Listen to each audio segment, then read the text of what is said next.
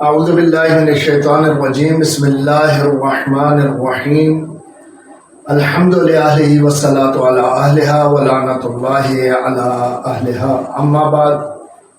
ناظرین محترم، آپ کی خدمت میں اصول دین کے حوالے سے گفتگو جاری تھی کہ ہم ابھی اصول دین میں تیسری اصل جسے ہم نے نبوت کہا ہے، نبوت کے حوالے سے آپ کی خدمت میں عرض کیا تھا آیات کی صورت میں کہ نبوت کسے کہا جاتا ہے۔ ہمارے ہاں نبوت کسے کہا جاتا ہے؟ یعنی 1,24,000 انبیاء خداوند متعال کی طرف سے آئے ہیں اور انسان کی ہدایت کے لیے آئے ہیں، اور اسی وجہ سے ہم کیا کہتے ہیں کہ 1,24,000 انبیاء برحق ہیں۔ یہ عقیدہ رکھنا کیا ہے؟ عقیدہ نبوت کہا جاتا ہے، اور یہ ہمارے اصول دین میں سے تیسری اصل ہے۔ پچھلی گفتگو میں آپ کی خدمت میں آیات کی صورت میں قرآن مجید سے اس بات کیا کہ قرآن مجید میں خداوند متعال نے انبیاء کو ارسال کرنے کے حوالے سے، انبیاء کو مبعوث فرمانے کے حوالے سے جو آیات بیان کی ہیں، وہ آیات دو قسم کی تھی کہ ایک وہ آیات جنہیں ہم آیات خاصہ کہتے ہیں، اور ایک وہ آیات جو آیات عامہ کہا جاتا ہے۔ آیات عامہ یعنی کلی طور پر تمام انبیاء کے حوالے سے وہ آیات جو ہے وہ ذکر کی گئی ہیں، اور آیات خاصہ یعنی کسی خاص نبی کے حوالے سے ذکر کی گئی ہیں، کہ دونوں قسم کی آیات آپ کی خدمت میں عرض کی تھی۔ ابھی ہم یہاں پر پہنچے ہیں کہ نبوت کہ جس کے بارے میں ہم نے کہا ہے کہ 1,24,000 انبیاء برحق ہیں۔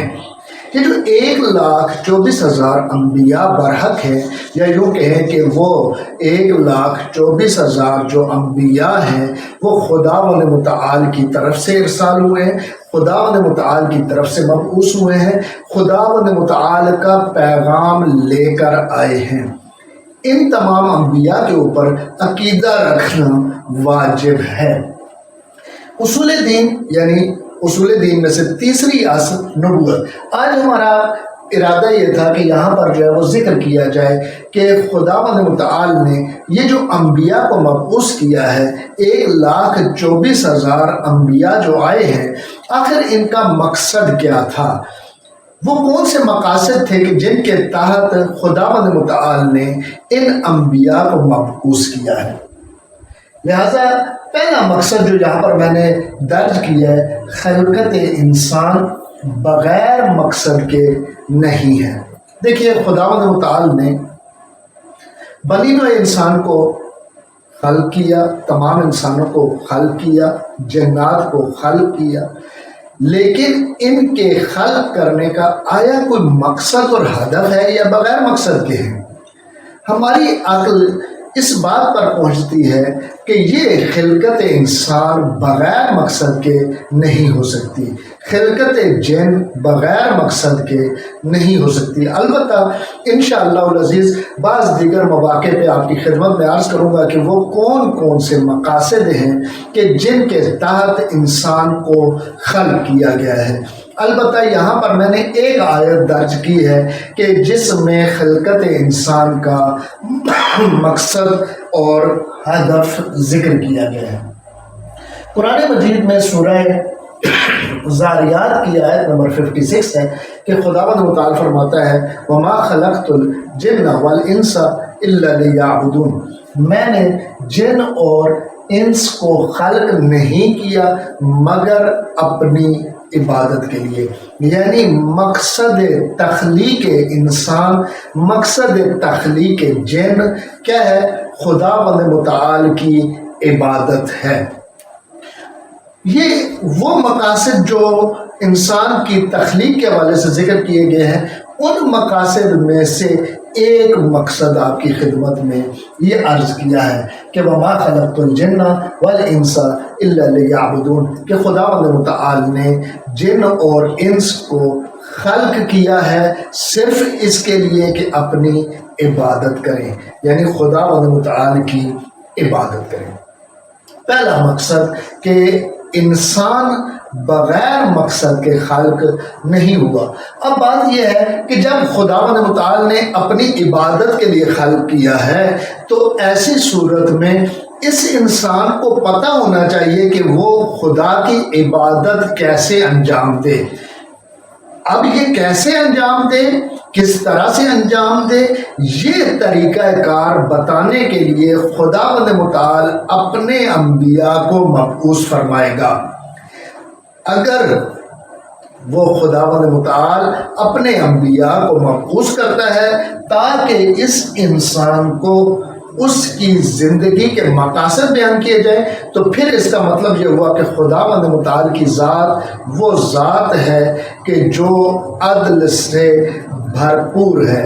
عدل الہی خداوند متعال کی ذات میں موجود ہے، اور خداوند متعال نہیں چاہتا، میں نے پہلے بھی آپ کی خدمت میں وہ آیات بھی ذکر کی تھی کہ جن میں خداوند متعال فرماتا ہے کہ وَمَا كُنَّا مُعَذِّبِينَ حَتَّى نَبْعَثَ رَسُولًا، کہ ہم اس وقت تک کسی کے اوپر بھی عذاب نازل نہیں کرتے جب تک کہ اس میں اپنا رسول، اپنا نبی، اپنا نمائندہ ارسال نہ کر دے اور وہ نمائندہ اس کی ہدایت کو انجام نہ دے۔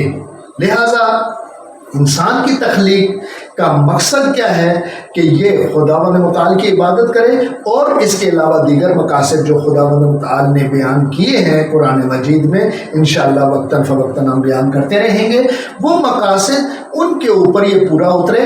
لیکن پورا اترنے کے لیے اہم ترین مقصد یہ ہے کہ یہ ان مقاصد کے اوپر پورا اترے، لیکن یہ مقاصد کے اوپر کب پورا اتر سکتا ہے؟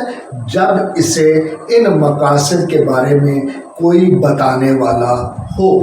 اگر بتانے والا نہ ہو تو ایسی صورت میں یہ ان مقاصد کے اوپر پورا نہیں اتر سکتا۔ لہٰذا پہلا مقصد خلقت انسان کے لیے ضروری ہے کہ یہ خلقت انسان کو ہم با مقصد قرار دیں، بغیر مقصد کے قرار نہ دیں۔ دوسری چیز جو میں نے یہاں پر درج کی ہے، لطف و کرم خداوند متعال۔ خداوند متعال کی صفات بہت ساری صفات ہیں، لیکن ان میں سے ایک صفت کرم کی صفت ہے، یعنی خداوند متعال کی ذات کریم ذات ہے۔ خداوند متعال کی ذات وہ ذات ہے جو دوسروں پر کرم اور لطف کرنے والی ذات ہے۔ اب دیکھنا یہ ہے کہ کرم اور لطف کب ہوگا؟ کرم اور لطف اس وقت ہوگا جب اس کے سامنے کوئی دوسری ذات موجود ہو، کوئی دوسرا فرد موجود ہو۔ جب تک دوسرا فرد موجود نہیں ہوتا تب تک یہ خداوند متعال کی ذات کرم نہیں کر سکتی۔ لہٰذا کرم کرنے کے لیے ضروری ہے کہ دوسرا فرد موجود ہو، اور خداوند متعال نے چونکہ وہ کریم ذات ہے، اپنے کرم کو انجام دینے کے لیے کیا کیا ہے؟ تخلیق انسانی انجام دی ہے، اور تخلیق انسانی انجام دینے کے بعد کیا کیا ہے؟ انسان کو مختار قرار دیا ہے۔ یہ انسان اپنے اعمال میں مختار ہے۔ جب اپنے اعمال میں یہ انسان مختار ہے تو پھر اس صورت میں خداوند متعال اس کے اوپر کرم کرتا ہے، وقتاً فوقتاً، یا یوں کہیں کہ ہم بغیر کرم الہی کے اصلاً قائم ہی نہیں ہو سکتے۔ ہماری زندگی بغیر لطف و کرم الہی کے بے معنی ہے، بغیر مفہوم کے ہے۔ لہٰذا کرم الہی انتہائی ضروری ہے، اور اس کرم کا تقاضا یہ ہے کہ انسان کی ہدایت کے لیے خداوند متعال ہادی بھیجے۔ لہٰذا خداوند متعال نے یہاں پر میں نے آیت لکھی ہے، خداوند متعال نے کیا فرمایا ہے؟ اِنَّا عَلَيْنَا لَلْہُدَىٰ، بے شک ہمارے اوپر، ہمارے لیے ضروری ہے کہ ہم آپ لوگوں کی ہدایت کے لیے کسی نہ کسی فرد کو متعین کریں، اور اس کے لیے خداوند متعال نے اپنے انبیاء کو مبعوث فرمایا۔ یہ دوسری جو ہے وہ دوسرا مقصد آپ کے سامنے ذکر کیا۔ تیسرا مقصد جہالت انسانی ہے۔